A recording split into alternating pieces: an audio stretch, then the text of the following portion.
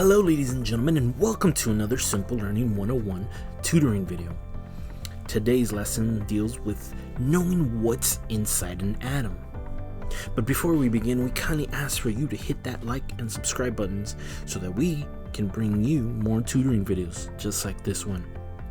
Also, don't forget to share this video with your family and friends, as they too might need help in their learning process.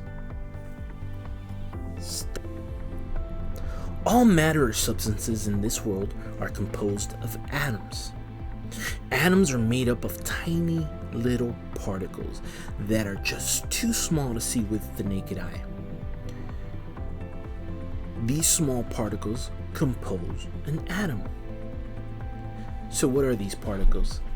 On the left hand side, we see this purple proton, which is positively charged.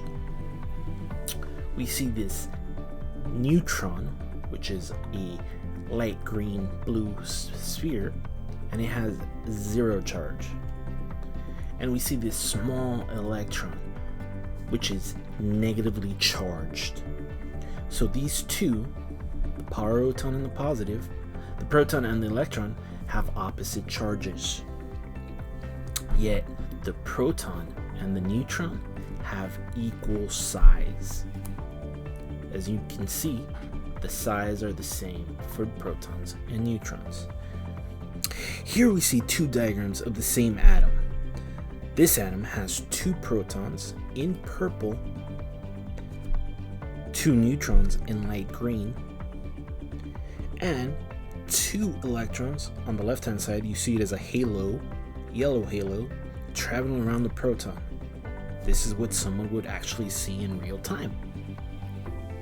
Yet if we froze time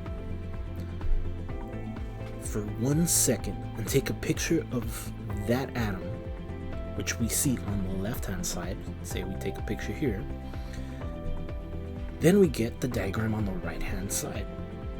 The protons and neutrons are in the center, as we see in the other diagram on the left, but instead of seeing a yellow halo cloud effect, we actually see the two electrons traveling around the inner gray circle, but they're stopped, as you can see right here.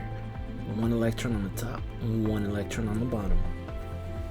The gray circles represent the orbital rotations of electron.